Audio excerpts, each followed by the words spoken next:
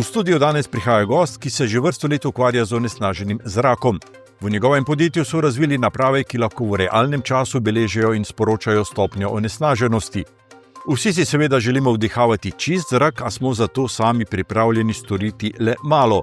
Država in občine spodbujajo na primer uporabo sodobnih kurilnih naprav, pa vendarle to v resnici ne zadošča. Zaradi onesnaženega zraka ima vse več ljudi resne težave z zdravjem. Zdravniki svarijo, zgodi pa se ne prav veliko. Zakaj torej še vedno dopuščamo uporabo starih kurilnih naprav in kurjenje ivernih plošč? In zakaj ljudem odgovorni ne povedo, kako veliki onesnaževalci zraka so pravzaprav tudi ognjemeti? Odgovore na ta in še druga aktualna vprašanja nam bo povedal gost, ki je tudi sam zaradi okolja pogosto pri zdravniku.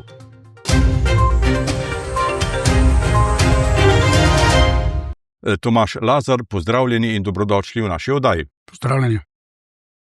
Kakovost zraka, kakšen zrak pravzaprav dihamo v teh zimskih dneh, je zrak problematičen?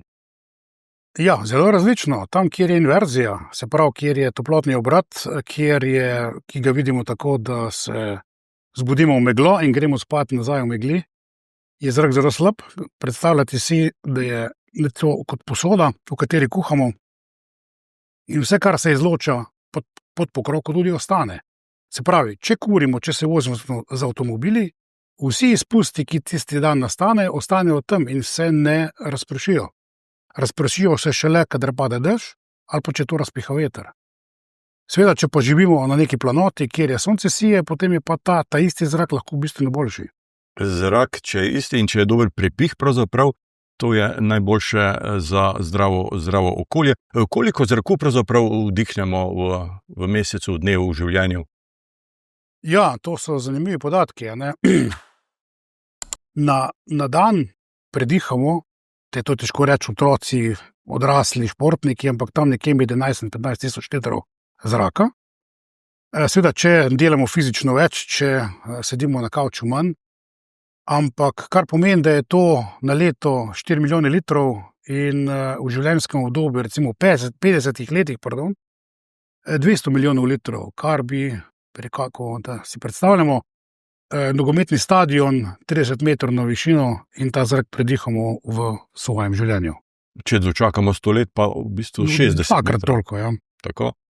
Sedaj težave nam pravzaprav povzročajo drobni delci, ki so v zraku. Teh delcev sploh ne vidimo. Kako drobni so ti delci?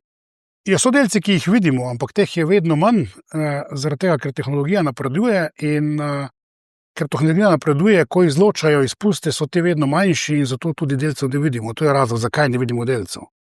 Ko smo kurili na ognjiščih zunaj,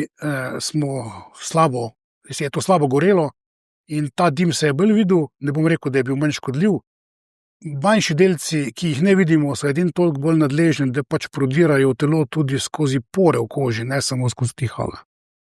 Govorimo pa o vseh teh vplivih pravzaprav na zdravje. Onesnažen zrak škoduje zdravju.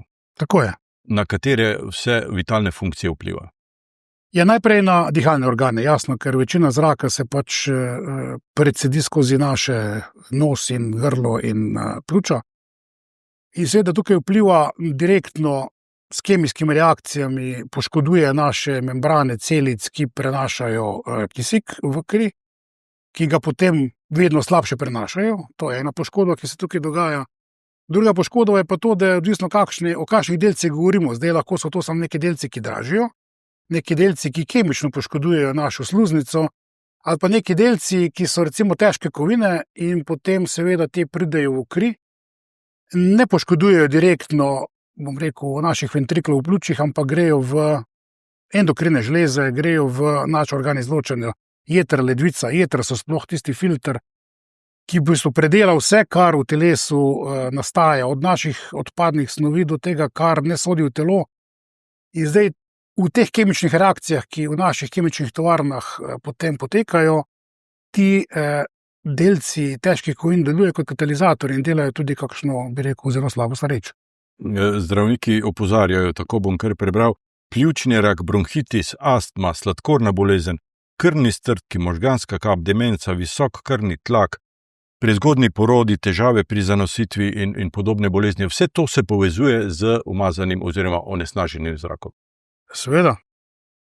Včasih smo gledali bolj direktno na pljučne bolezni, ampak zdaj, ko vemo več o endokrinologiji, pač ugotavljamo, da naš hormonski sistem je v bistvu naš kontrolni kemični sistem v telesu in prek teh encimov in hormonov se krmili celoten organizem, ki je seveda pa zelo občutljiv na težke kovine in podobne delce, ki po telesu potujejo in jih naše telo ne zna najbolje očistiti. Včasih, ko smo se evolucijsko razvijali, pač teh delčkov umazanije v zraku ni bilo in zato smo za to rahlo nepripravljeni. Sodobne tehnologije vam sedaj najbrž omogočajo, da spremljate vse te drobne delce, jih določate, po količini in po trajanju. Kakšne tehnologije pravzaprav uporabljate? Ja, če govorimo zdaj o prašnih delcih, mi merimo prašne delce lahko na dva načina. Eno je referenčna metoda, ki jo v glavnem uporabljajo nacionalne agencije. Tam imamo skupek različno grobih filtrov ali pa različno finih filtrov, na katerih se ustavljajo 10-mikronski, 2,5-mikronski delci ali tudi manjši. Ta filter je potem v tej napravi cel dan, se pravi, zato je tudi merilo onesnaženosti za prašne delce je en dan. To iz tehnologije izhaja, ker pač prvi merilniki so bili tako narejeni in še danes so najbolj natančni. Mi imamo eno napravo, kateri je absolutno razlažen zrak in tam se te delce nalagajo na ta filter. Konec dneva mašina zamenja tale substrat, je nov filter in tako cel mesec, potem se konec meseca seveda ta šaržer zamenja in potem vemo, koliko natančno je bilo tega prahu, ker se vsak tale vzorec se stehta in iz teže ven se izračuna, koliko teh delcev bilo na kubične metre. Koliko zraku je šlo skozi na stroj, seveda tudi vemo. Druga metoda, ki jo pa mi uporabljamo, je pa online, kjer lahko mi v vsakem trenutku vemo koncentracijo, je manj natančna, ampak zaradi tega je pa vedno razpoložljiva. Tukaj pa prah gre skozi neko komoro, skozi katerega pošiljamo barvne laserske žarke in ti laserski žarki se na teh delčkih, ki plavajo in jih mi ne vidimo, uklonijo in mi merimo uklon teh žarkov in to je približno taka, ko je na spektrofetometrija, kot ko gledamo, a v zvezdah je železo ali ni železa, mi pa tukaj gledamo pač te delčke. Novi senzori, ki prihajajo zdaj ven, bo imeli tudi to možnost, da bomo lahko tudi že kar online ugotavljali, kakšna je vsebnost noter, a so težke kovine ali jih ni. Ampak to je še malo, ni znanstvena fantastika, je pa še malo stvar prihodnosti. Je blizu. Blizu. Če stopijo korak nazaj, kdo pravzaprav onesnažuje, kje so viri tega onesnaževanja? Sedaj v zimskem času opozarjate na to, da so nekatera kurišča pravzaprav neprimerna. Seveda, pa greva malo nazaj, se pravi, bazično imamo 3 bazene onesnaženja. Eno je pač naše življenje, vse, kar počnemo v življenju. Drugo je promet, tudi naš del prometa, ko se kam vozimo. In tretje je industrija. Industrija je bila prva, ki je pač padla pod regulacije že v 80-ih letih, 70-80-ih letih, ko so le prve ekološke krize. In je danes kar dobro regulirana in, odvisno zdaj od nacionalnih zakonodaj, ki se vsaj v Evropi homogenizirajo v neko skupno platformo. Druga stvar so seveda tudi prevozna sredstva, sploh avtomobili, ki pač se vozijo po tleh in nad tlemi izločajo svoje delce in karkoli.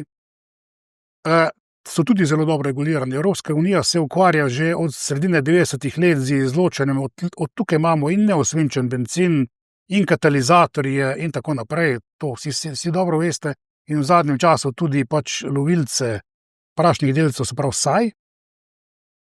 Ampak tu smo tudi dosegli zelo velike rezultate. Na drugi strani so bili pa te rezultati rahlo izničeni s tem, da včasih je bilo v nekem mestu, 100 avtomobilov, danes jih je pa 5000. Ampak teh 5000 naredi vseeno manj izpustov kot tistih 100 takrat. Tako da tukaj je bilo veliko narejenega, zelo manj je bilo pa narejenega na področju kurilnih naprav.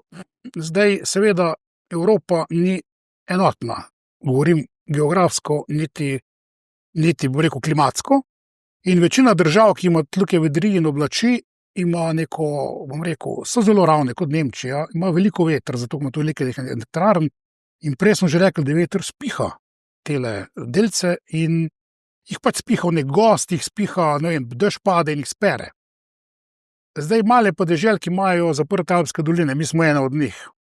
In v teh alpskih dolinah se pa te preomenjene inverzije kreirajo, sprav na vrh imamo topel zrak in sonce, če gremo malo višje gor, spodaj je pa hladen zrak, ki se ne more premešati, in tam noter se nalagajo in vsi plini in vsi prašni delci in tam mi živimo. Občani lahko sami največ naredijo tako, da so pazljivi naprimer pri kurjenju, pri upravljanju s svojimi kurilnimi napravami. Slabo izgorevanje, moker les, to so problemi pravzaprav, ne? Ja, no, tudi, seveda, tukaj se začne. Male kurilne naprave pri nas so bile malo spuščene iz fokusa. Avstrijci so zelo veliko naredili na temu pred, bom rekel, že 20 leti, ko so pač zamenjavali stare kurilne naprave z piroliti, ki bi dali velike subvencije za to, z sekanci in peleti, ki so seveda računalniško krmiljeni in niso dopuščali vgradnjo teh gorivcev v stare peči, kar smo mi dopuščali. In pri nas je ostalo še zelo veliko navadnih kurišč, kjer ogenj gori od spodaj na zgor, ne z vrha dol, nima dodatnega izgorevanja, kjer bi računalnik krmilil dodaten zrak, ki bi pokuril te delce v zraku večinoma, ne.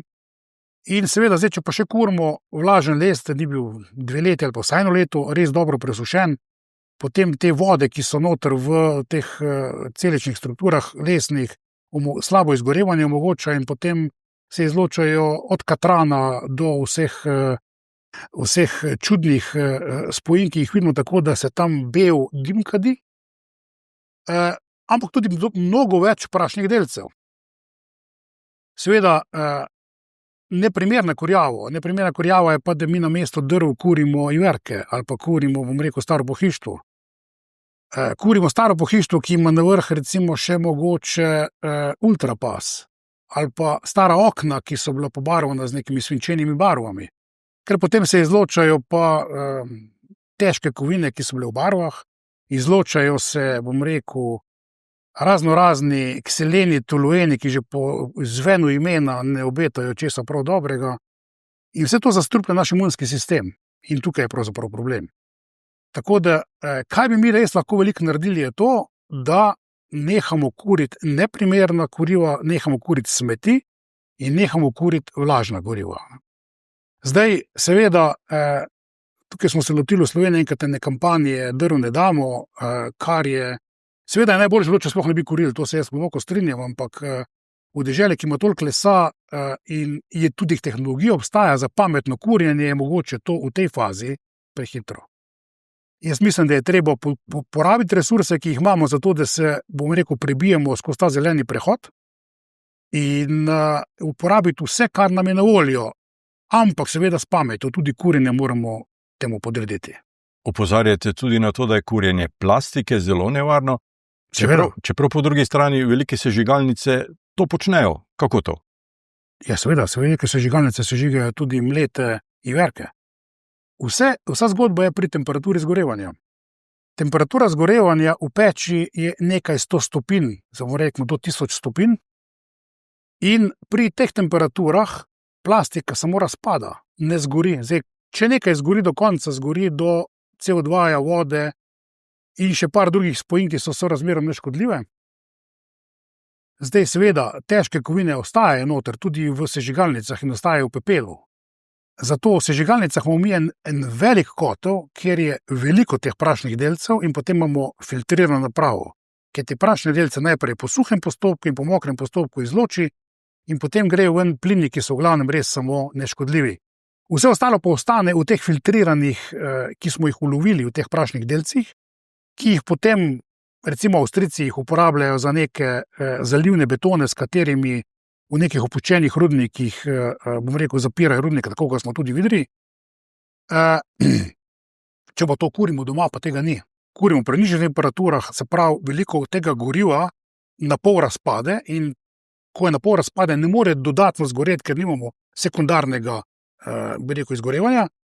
In to gre ven, ker mi pač ne moremo imeti filtra na kurilnih napravah. Prvič so premajhne in drugič, tudi če bi ga teoretično lahko dali, bi to toliko koštalo, da je, mislim, toliko stalo, da bi se to ne bi bilo izplačalo. Ob novem letu vsi občudujemo ognjemete, ki pa so z ekološkega, zdravstvenega vidika pravzaprav problematični. Ja, zelo, sploh glede na njihovo nepotrebnost. Glejte, Kaj občudujem pri ognjemetih? Pisane barve, ki se naenkrat razprašijo po nebesnem svodu. In kaj so pravzaprav barve? Barve so vedno in vse barve, ki jih uporabljamo, so neki kovinski oksidi. Zdaj, so to biološke barve, pa so to neki organizmi to že predelali, niso v nevarnih oblikah, lahko so pa čisto kemične barve, kjer smo mi to naredili iz nekih, vzemimo primer, magnezij, natrij. In to so te oksidi potem dajo te primarne barve. Tudi videli, recimo, smo proizvajali cinobarit iz rude in to je bil najbolj lepa rdeča barva, ki je imela tak, bi rekel, kot kri je bila, ne. Ampak tudi ena najbolj strupenih. Pri ognjemetu je zanimivo, to sem prepisal iz podatkov, rdeča je stronci, zelena je bari, modra je baker, bela je magnezij, zlata je titan. To so pravzaprav strupene spojine. Večino njih da. Mislim, niso pa nobena od teh spojin ni človeku prijazna. Ene so zelo strupene, so malo manj. Baker, recimo, gledajte, modra barva, modra galica. Tukaj že poznamo modro barvo bakra in zakaj ga rabimo? Zato, da peronosporo in ostale škodljivce na trteh uničujemo. Zdaj, če uničujemo škodljivce, uničujemo lahko tudi svoje prebavne organe. Verjemite mi, da nismo drugače narejeni kot ostala živa bitja.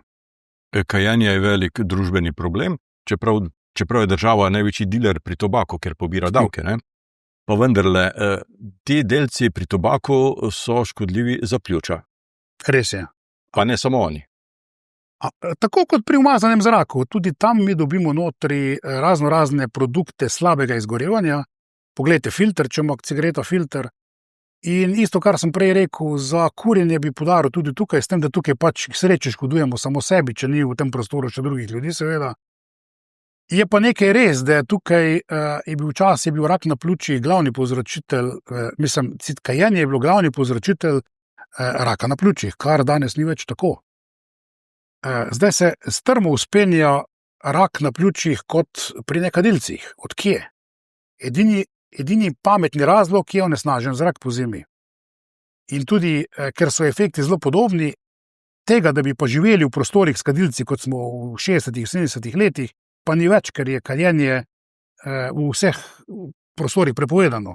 Tako da kadilci zdaj v glavnem kadijo zunaj. In je evidentno, da je, tudi študije kažejo od mednarodne zdravstvene organizacije in podobne, da je rak pljuč sicer lažje ozdravljiv kot tisti, ki je posledica kajenja, v vzponu. Tudi v Sloveniji je v vzponu. Je to povezano z radonom tudi? Lahko je. Radon sicer ne deluje tako, radon je pač samo produkt radioaktivnega razpada. Slovenija je pač ena od tistih, bom rekel, dežel, ki je bil obdarjen tudi z radioaktivnimi snovimi v zemlji, kar za posledico pomeni, da se radon izloča skozi pore v zemlji in potem ostane kot nek plin pri tleh v naših stanovanjih, sploh tam, kjer imamo slabe tlake, so starejše hiše, razpokani tlaki in seveda seva. Tukaj ni zdaj neka stvar, to ni prašni delec, tudi ni nek plin, ki bi nam škodil. Radon je sorazmerno inerten plin, problem njega je samo ta, da je to radioaktivna različica, kjer pač odletavajo hitri nevtroni in ostali produkti razpada, kar poškoduje naše celice na drugačen način. Isto, kot če bi bili pri, nuklearni eksploziji, isto, kot če bi delali kot rentgenski tehnik brez zaščite in podobno. Sevanja. Če potegnemo črto, kaj lahko naredijo za boljši zrak občani, kaj lokalne skupnosti, kaj zakonodajalci v Ljubljani? Tukaj je cel nabor ukrepov, veliko se jih bo treba še lotiti. Jaz sem bil pred parmi dnevi na predavanju na Urbanističnem inštitutu, če pustiva za začetek mogoče kurjenje, pa bi šla do tukaj, kaj je pravzaprav en glavnih problemov, je to, da smo mi organizirali življenje v mestih na mogoče malo napačen način. Sledili smo ameriškemu zgledu v 60-ih letih, kjer so bila urbani center, kjer se je vse dogajalo, ampak tam ni bilo fajn živeti, pa smo šli na periferijo in seveda ta periferija je bila daleč stran. ker na daleč stran se je bilo treba voziti in pa itak je bil bencin pocen, pa smo se vozili, pa ni bilo problema, pa smo ceste zgradili. Samo v teh primestnih naseljih je bilo premalo ljudi. Tam potem ni bilo šol, ni bilo vrtcev, ni bilo tega in ni bilo onega. In ni bilo nič, kjer bi lahko človek peš udejanjal svoje življenje. Danes je trend, temu pravijo 20-minutna mesta, da bi zgradili čim bolj, bi rekel, blokovne centre. Barcelona je že takrat za časa Gaudija ušla v ta sistem, kjer se vse dogaja znotraj 10 minut hoje, tja pa 10 minut hoje nazaj in tam so bari, tam so restauracije, tam so frizeri, tam je tudi recimo kakšen, bi rekel, državni urad, za nekaj njih se pač moraš peljati z mestnim prometom. Se pravi, treba je to preorganizirati, tudi govorim zdaj za bodoče generacije, to seveda ne moramo narediti v 2 letih, da zmanjšamo promet. Javni promet, čim več javnega prometa, čim več avtobusov z majhnimi emisijami. Ljubljana recimo uporablja veliko mestnih avtobusov na biometan, ki ga predelujejo iz smeti, kar je zelo pozdravno, ta skoraj nima emisij. In zdaj so še poskusno začeli z avtobusi na vodik. Ti so še boljši seveda, seveda bi moralo več ljudi uporabljati. To je ena stvar, ki lahko naredimo. Ko gremo v službo, gremo z mestnim prevozom, če je to mogoče, ali pa z kolesom. Lahko tudi peš, če smo dovolj blizu. Naslednja stvar, so že prej omenjala kurjenje, se pravi razmišljati, ko obnavljamo hišo in predelujemo naše naprave, probajmo delovati v smer, da zamenjamo naprave z takimi, ki manj onesnažujejo ali pa ne onesnažujejo. Če pa imamo, ne vem, svoj gost in imamo les, ki je poceni, potem pač ga posušimo, kurimo v napravah, ki regulirajo dodatno zgorevanje in seveda ne kurimo smeti. To je pa tisto smeti. Jaz mislim, da smo mi v tej državi že zelo dobro zregulirali, da imamo v redu odvoz, da znamo dobro reciklirati, smo med vodilnimi v Evropski uniji. In pustimo smeti smetarjem in ne jih metati v kamine. Ko sem pri kaminih. Mogoče bi opustili kurjenje v odprtih kaminih v domovih, ampak to ne zaradi drugih, predvsem zaradi nas. Ker najhujše onesnaženje, ki si ga lahko naredimo, je pa onesnaženje z odprtim kaminom doma. Kupite si kamin, ki ima spredi steklo in ima normalni vlek, dimni plini grejo v dimnik in se seva toplota tudi skozi steklo. Mogoče ne tako romantičen občutek, ampak ne vdihavate pa ravno v tonah prašne delce iz pepela in zgorevanja. Nasvet, ki je vsekakor na mestu. Vaše podjetje izdeluje analize kakovosti zraka za mnogo slovenskih občin. Povejte nam, kako se lokalne skupnosti odzivajo na te podatke. Povsod najbrž niso pohvalni.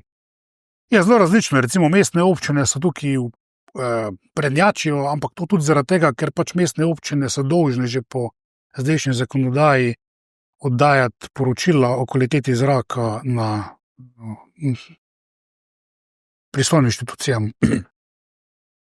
Medtem ko ne mestne občine to niso, je pa seveda v nekaterih občinah, to je pa čisto od ljudi odvisno, ki so v občinski upravi zaposleni in tudi od civilnih iniciativ.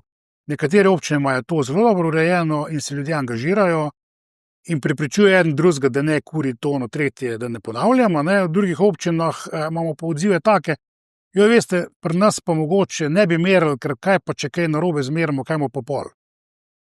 Tako da je tudi strah pred tem, da bojo soočeni z problemom, ki ga bo treba reševati, še velik. Seveda ta strah bo enkrat postal realnost in to bo leta 30, ko bomo prvo leto merili po zdaj novi zakonodaji, z nižjimi mejami in potem bojo tudi vse države mogle polagati račune in zaenkrat je predvideno, da bi se tudi uvedlo penalna politika na nivoju držav. Se pravi, Evropska okoljska agencija bo izdala kakšen plačilni nalog naše države, če se ne bomo držali tega, kar smo se obvezali, da bomo spuščali v ozračje. Ne govorim tukaj zdaj o CO2, to je druga zgodba o toplotnih gredah. Govorimo samo o prašnih delcih in vsem o tem, kar smo danes govorila. In seveda potem se bomo gledali, kdo je za to kriv.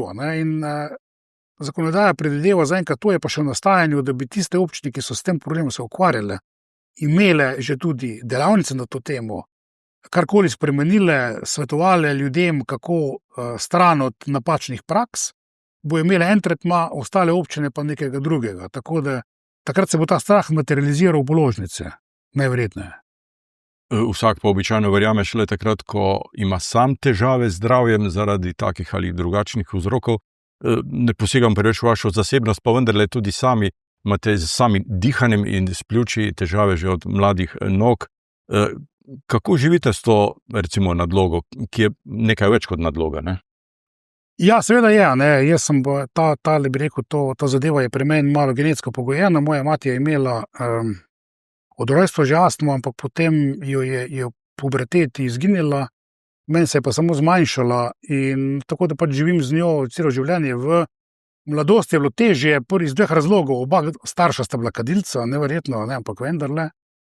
In doma je bilo, pač sem bil bolj v svoji sobi kot kje drugje. Druga stvar je bila pa ta, da ni bilo pametnih zdravil za astmo še takrat, ki so se šele kasneje pojavila. In še živel sem v Idriji, ne? In seveda v Idriji je takrat rudnik veselo deloval, izdelovali so tudi te barve, ki smo jih prej omenjali, iz živega srebra. In včasih, kakšno megledno jutro, ko sem šel v šolo, mi smo živeli više gor in sem videl ta rozasti pokrov od tega rdečega dima, ki se je valil v stopilnice. In seveda to ni ravno pozitivno vplivalo na moja dihala. Žal se je to kasneje razvilo tudi v probleme z rakom, ki sem jih preživljal konca svojih 20 let, pa v začetku 30. Kot vidite, sem jih uspešno premagal, sicer danes ne bi bil tukaj. In kasneje sem se dal analizo narediti, ko se je to, ker tega je bilo le preveč, da bi rekel, to prepuščamo na ključu in nisem najdel neke zadeve, ki bi bil izpostavljena, ne. In sem si dal analizo narediti in so ugotovili, da sem zastrupljen s težkimi okovinami, ne. Živim s srebrom in svincem. No, potem po očiščenju tega z mojega organizma se je zadeva tudi, bi rekel, uredila. Je pa res, da je to navdihnilo že v gimnaziji moje raziskovanje v smeri onesnaženja vod in kasneje tudi v moji poklicni poti. Na koncu sem, bi rekel, pristal pri tem podjetju, ki se ukvarja z merjenjem. Z merjenjem. Želim vam, Tomaž Lazar, da bi tudi v prihodnje bili uspešni pri vašem merjenju in pri ozaveščanju ljudi, pravzaprav, da je treba okolje čuvati, paziti, pa ne samo zato, ker je to modna muha, ampak predvsem zaradi zdravja. Tako je, hvala. Hvala za obisk v našem studiu in hvala za ta pogovor. Hvala tudi vam. Vam, spoštovani gledalke in cenjeni gledalci, pa hvala za pozornost in seveda srečno.